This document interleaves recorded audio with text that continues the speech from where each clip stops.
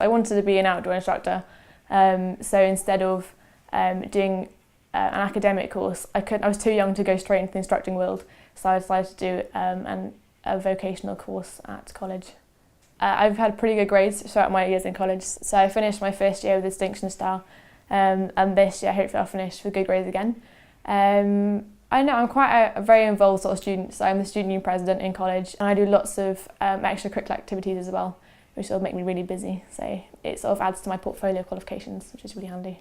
The key to Ebbi's success is that the answer is absolutely simple. It's hard work. She understands it. She knows that there are no shortcuts to success on these courses and through most things that she does in life. The best thing about vocational qualifications is that they're so transferable, and they're really like, you can do a qualification in something, but then all the skills you learn in that are really transferable to another qualification and another area of work.